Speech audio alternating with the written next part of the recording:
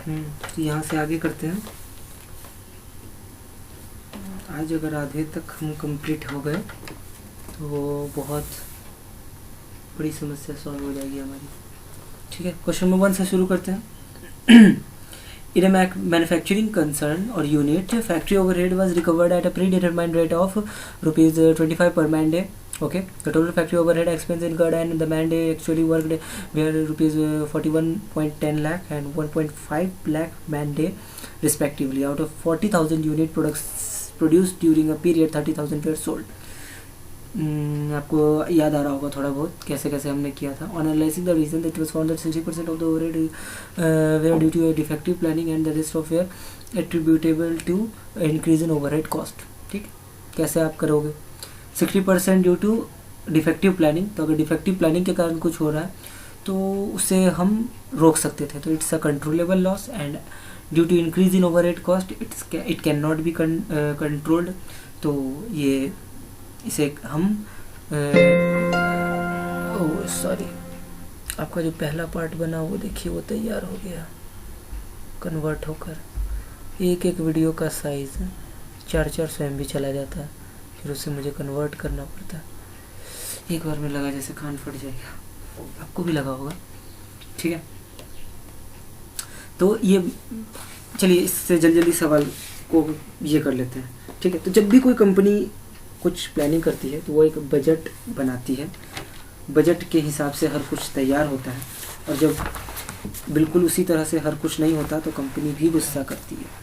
ठीक है, देखता हूँ मैं थोड़ा इसे और क्लियर करके।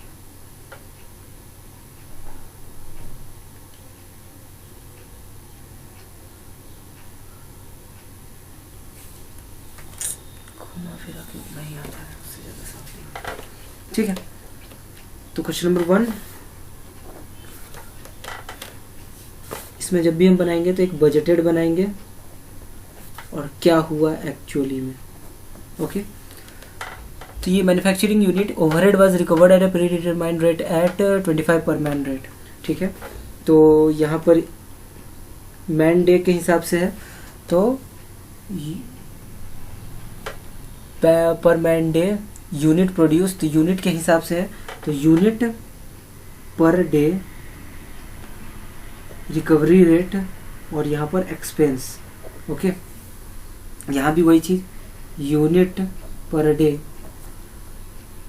और एक्चुअली में एक्सपेंस कितना होगा, इसको डिवाइड कर देंगे तो रिकवरी आ जाएगा, लेकिन हमें इसके रिकवरी से कोई लेना ही देना नहीं। ठीक है, हमें तो इसके रिकवरी से, तो ये 25 पर मैन डे है, तो 25। ठीक है, the total factory overhead expense incurred and the man day actually worked were 41.50 lakh। ठीक है, तो एक्चुअली में एक्सपेंस कितना हो गया 41.50 लाख। ठीक है, 41.50 लाख, 41,50,000 50,000 कर देते हैं, इसीलिए से कर देते हैं 41,50,000। ठीक है, और 1.5 लाख मैन डे रिस्पेक्टिवली। ठीक है, तो 1.5 lakh man per day, okay, respectively. Out of 40,000 unit produce, तो total unit production is, total unit is equal to 40,000, sold इसमें से 30,000। ठीक है, ठीक है, और वो सब रहने दो। ठीक है, वहाँ क्वेश्चन नहीं था तो यहाँ था। तो एक फैक्ट्री ओवरहेड अकाउंट बनाते हैं, फैक्ट्री ओवरहेड अकाउंट। ओके, जल्दी जल्दी करते हैं। मैं जब अकाउंट्स बनाता हूँ तो मैं डायरेक्ट एक ही लाइन बनाता हूँ, आप दो बनाते होंगे। आपने सुना भी होगा accounts is of T shape, पर कभी समझ में नहीं आया होगा, यहाँ भी होता है यहाँ भी होता है, तो टी का एक्चुअली में अकाउंट्स एक्चुअली में यही होता है, पर आप एग्जाम में अच्छे से करना, दो दो लाइन करके। मैं ऐसे कर दे रहा हूँ जल्दी के लिए। खर्च कितने हो गए हमारे 41,50,000, 41,50,000। ओके, रिकवरी कितने आए 1,50,000 man day into 25। Okay,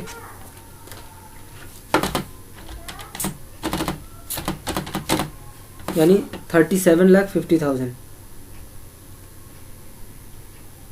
okay, तो ये रिकवरी हुआ हमारा। ओके, तो ये रिकवरी हो गया। तो हमारा अंडर रिकवरी कितना गया? देखिए, ज़रूरी नहीं कि अंडर रिकवरी हो, ओवर रिकवरी भी हो सकता है। ठीक है, तो जैसे हम यहाँ पर चार्ज ले रहे हैं उसी तरह हमें घटाना भी पड़ सकता है। जैसे कॉस्ट को हमने बढ़ाया तो कॉस्ट घटाना भी पड़ सकता है, दोनों में से कोई भी केस हो सकता है। ओके, तो 37,50,000 तो 41,50,000 इक्वल टू 4 लाख रुपीज़ का हमें अंडर रिकवरी हो गया।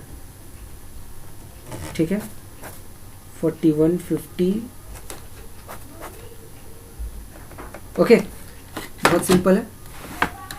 अब हम यहाँ पर क्या करेंगे, यहाँ पर हमारा मुख्य कार्य शुरू हो जाएगा। अब 4 लाख रुपए का अंडर रिकवरी हुआ है, ये तो हमें पता चल गया। ठीक है, तो टोटल लॉस और under recovery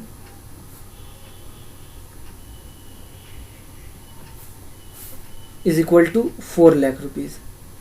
okay, rupees 4 lakh. अब इसमें से पहला controllable loss,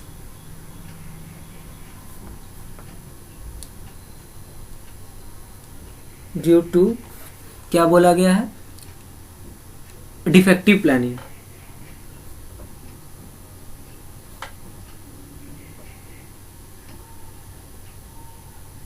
okay, defective planning. आप एग्जाम में इस तरह से ओवर राइटिंग मत करना, नंबर इसके भी कटते हैं। तो कितने? 60%। तो 4 lakh into 60% is equal to 2,40,000। तो 4 लाख में से 2,40,000 तो ये हो गया। तो इसके लिए क्या करना होगा? This will be charge to costing P&L account. Okay, B number, uncontrollable loss.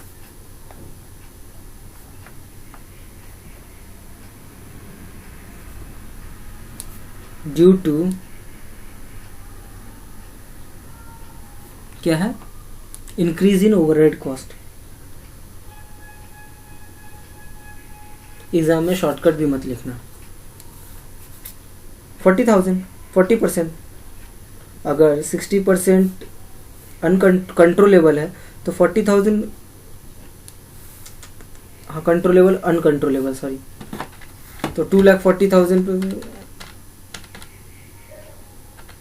1,60,000।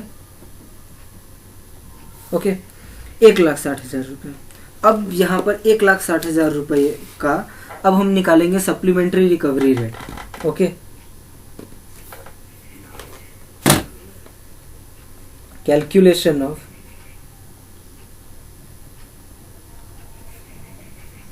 Supplementary recovery rate. Okay, supplementary recovery rate 1,60,000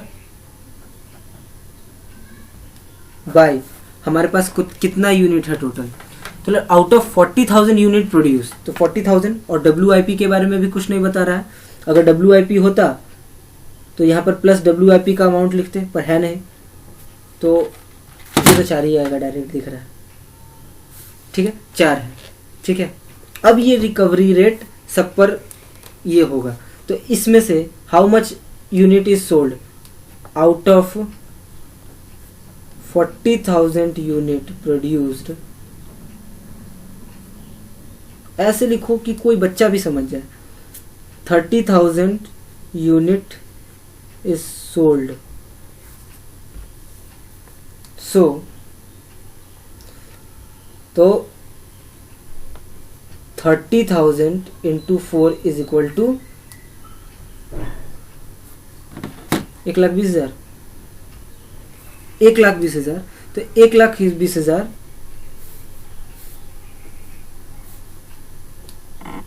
this amount will be charged to costing P&L account. Okay, rest 10, अगर 40,000 में से 30,000 बिक चुका है तो 10,000 closing stock होगा. ठीक है, rest 10,000 unit is equal to 10,000 into 4 is equal to 40,000. This closing stock will be increased by ₹40,000. अब जर्नल एंट्री पास कर दे रहे हैं जल्दी से, इस पेज में नहीं, दूसरे पेज में. अब आप तो मुझसे जल्दी बना सकते हो, तो जल्दी जल्दी बनाओ.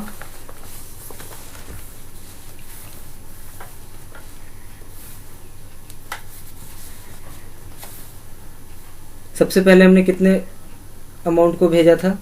Costing profit and loss account debit, फिर costing profit and loss account debit. एक में भी कर सकते हो, लेकिन टीचर अगर समझेगा नहीं तो काट देगा आपका नंबर. ठीक है, सबसे पहले 2,40,000 को हमने भेजा था, 2,40,000 को. फिर 1,60,000 को आप अपनी कॉपी में देखो जैसे जैसे हमने किया था. ठीक है, तो 2,40,000 रुपये, 1,60,000 रुपये. इसके बाद हमने क्या किया?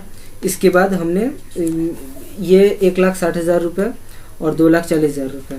ठीक है, इसके बाद हमने क्या किया? 10,000 रुपये वाले का काम किया. तो वो जो फिनिश्ड गुड्स है, क्लोजिंग स्टॉक, तो finished goods control account debit 40,000 से. आई गेस इन सब का जोड़ वही आना चाहिए जो हमारा टोटल लॉस है. फिर हमेशा कैलकुलेशन में कोई मिस्टेक करता हूँ.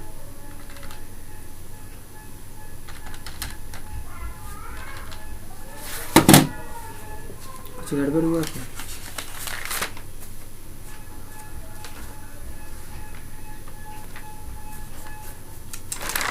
ये देखिए मैंने गड़बड़ करी है ना. 1,20,000 रुपये है ना. ये दोनों मिलाकर 1,60,000 थे. अब आ गया 4 lakh to fixed overhead account. ठीक है, आप इसका ये भी बना सकते हो, लेज़र भी बना सकते हो. ठीक है, इन सारे को इस तरफ और इस तरह, इन सारे को इस तरफ. ठीक है, अगला सवाल देखते हैं. Question number 2. क्वेश्चन नंबर 2, इसे सही कर लेते हैं वरना मुझे लिखने में परेशानी है. क्वेश्चन नंबर 2 में क्या कह रहा है? Following information obtained from cost record of a factory. Actual overhead incurred 3,75,000. Actual hour work 2,50,000. ठीक है, तो याद है बजटेड और ये निकालते थे, तो ये एक्चुअल हो जाएगा. 3,75,000 कॉस्ट है, लॉस है और कॉस्ट है, और एक्चुअल आवर तो 2,50,000 आवर में आएगा और उसका एक्सपेंस आ जाएगा 375. Budgeted rate of A recovery of overhead is 100 per hour. ठीक है, तो बजटेड रिकवरी रेट जो हमारा है वो 100 पर आवर है. ठीक है, और ये एक्चुअली में 100 नहीं है, ये एक्चुअली में 1 है. आप भी इसे सही कर लो, मैं भी काट कर सही कर लेता हूँ. ठीक है, ठीक है, तो मैं भी इसे सही कर लेता हूँ. आप भी इसे 100 नहीं 1 करो. तो हम एक बजटेड बनाएंगे और एक्चुअल. मैं बार बार बोल रहा हूँ CMA स्टूडेंट्स को इतना ये सब नहीं करना है, इतना कुछ नहीं करना है. पर अगर आप CA स्टूडेंट्स हैं तो आपको ये करना ही होगा, आपके पास कोई ऑप्शन नहीं है. ठीक है, तो आर्ट्स. बट CMA स्टूडेंट्स, एक बात मैं आपको बता दे रहा हूँ, आप करो, क्योंकि नॉलेज का कोई घाटा नहीं है. और मैंने देखा है बहुत बार एग्जाम्स में, अधिकतर बार एग्जाम्स में वो सवाल आते हैं जो आपके स्टडी मटेरियल में आते नहीं, खासकर कॉस्टिंग पॉइंट ऑफ व्यू से अगर मैं बात करूँ तो.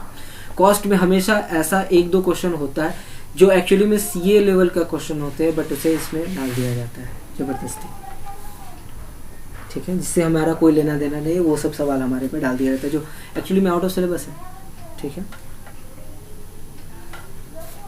Sorry ICMI, but these things happens and that is why I am saying this. क्या आवर है, क्या एक्सपेंस है? आवर्स है, देखिए 2,50,000 और उसमें एक्सपेंस कितने हो गए 375। अब सोचो अगर 2,50,000 को इंटू करेंगे 100 से तो वो कितना बड़ा अमाउंट जाएगा। ये रिकवरी रेट 1 ही है, ओके।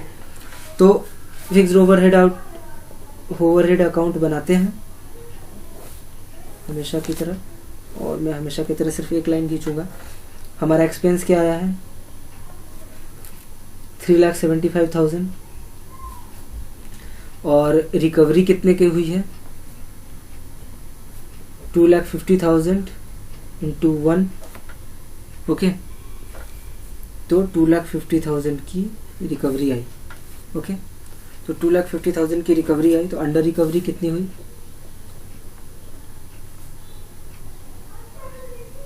अंडर रिकवरी आई हमारी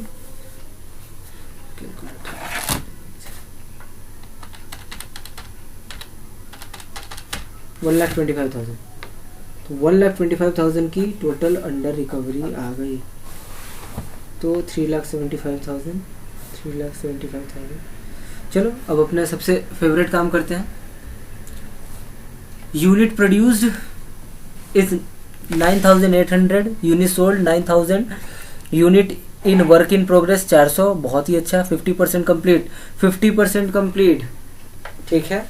50% कंप्लीट है तो हम टोटल नहीं ले सकते, हमें 50% ही लेना होगा, ठीक है, क्योंकि अभी तक कंप्लीट नहीं, वर्क इन प्रोग्रेस प्रोपोर्शनेटली लेना होगा। On verification, it was found that 25% of unabsorbed overhead due to increase in cost, 25% increase in cost uncontrolled of indirect material, indirect labor, 75 due to inefficiency of factory. Factory अगर inefficient है, ये आपकी गलती है, आप इसे सही कर सकते थे। Show the effect of cost of unit produced on stock valuation. बहुत ही अच्छा सवाल। तो अब हम इसे देखिए, यहाँ पर भी हमने इस तरह से सॉल्व किया था, ठीक है। तो इसी तरह से हम इसे यहाँ पर भी सॉल्व कर लेंगे, ठीक है। बिल्कुल इसी तरह एनालिसिस ऑफ जो वेरिएंस करते हैं हम लोग, ठीक है, इसे भी करेंगे। चलिए, तो टोटल अंडर रिकवरी पता चल गया। तो अब यहाँ पर total under recovery is equal to 125,000, okay. अब इसका क्या करना है, ठीक है।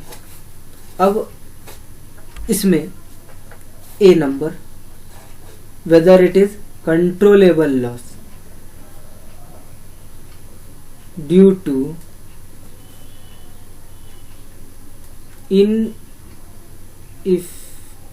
इनएफिशिएंसी ऑफ फैक्ट्री, कितना था 75%। तो 75% इंटू 1,25,000, तो 1,25,000 इंटू 75,000 यानी कि 93,750 charged to costing P&L account. अब आप मुझसे तेज करो। B uncontrollable loss, okay, how much 25% into 1,25,000, okay। किसके कारण हुआ था ये लिख देना, due to due to increase in material cost and labor cost into 25% is equal to 31250। Uncontrollable loss है और कंट्रोलेबल लॉस। अब इस अनकंट्रोलेबल लॉस, ये तो charge to profit and loss हो गया। अब ये जो क्या कहते हैं हम, अनकंट्रोलेबल लॉस है। अब इस अनकंट्रोलेबल लॉस में से हमें निकालना है कि हाउ मच क्वांटिटी और how much amount is will be charged to costing PLL account, how much cost would be charged to finished control goods account। इस तरह से हम लोग जैसे निकालते हैं वही सारा चीज़, ठीक है। चलिए करते हैं मज़े से।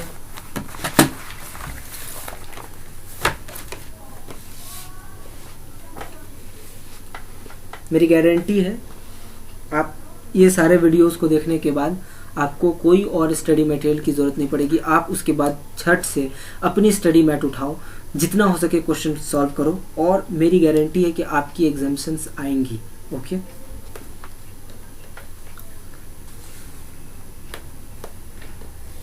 बट आपका मेहनत भी डिपेंड करता है। तो ये क्या बोल रहा है कि unit sold out of total 9,800 unit, 9,000 unit is sold, ठीक है। तो अनकंट्रोलेबल लॉस 31250, तो सप्लीमेंट्री रिकवरी रेट निकालेंगे। तो calculation of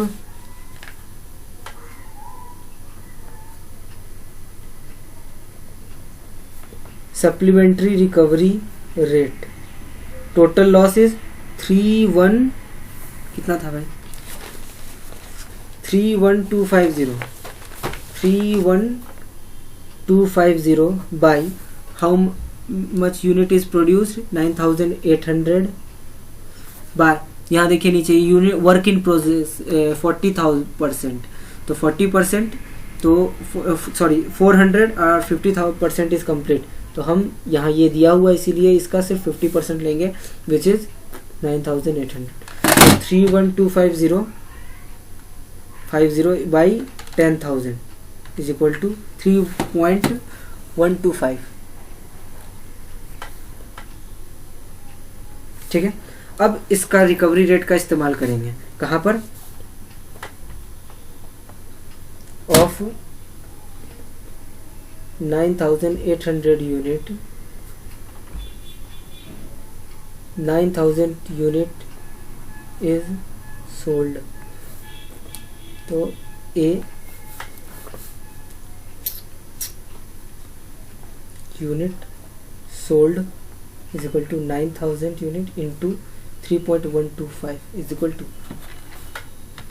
9,000 is equal to 28,125, 28,125 charged to costing profit and loss account। okay, B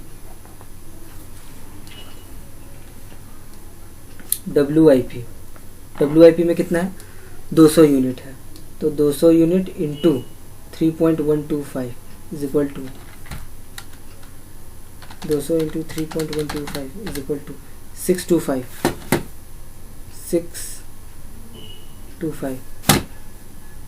increase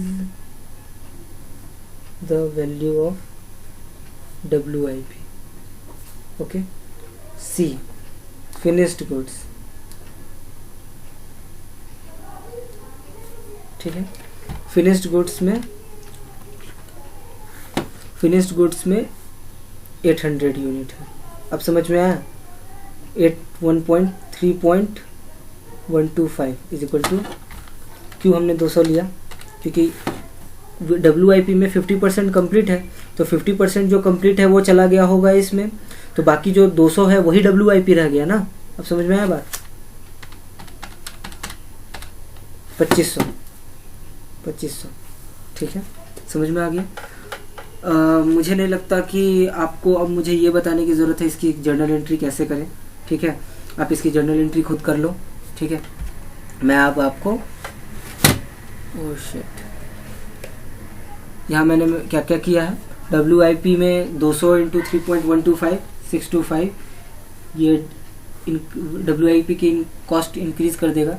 finished goods में 800 unit है, जो जिसे मैं सप्लीमेंट्री रिकवरी रेट से इंटू करूँगा 3.125 is equal to 2500। Okay, simple है। मैं हर बार बोल रहा हूँ कि आप लोग सब कोई इन वीडियोस को हाई क्वालिटी में कर देखिएगा टू 480, तो it would be visible enough for you. Okay, that's it.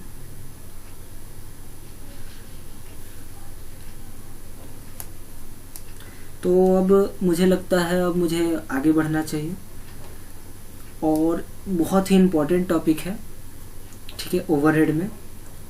मेरे ख्याल से इसी में एक क्वेश्चन आएगा सेमी वेरिएबल ओवरहेड, शायद अगर आएगा तो हम उसे भी सॉल्व करेंगे, ठीक है।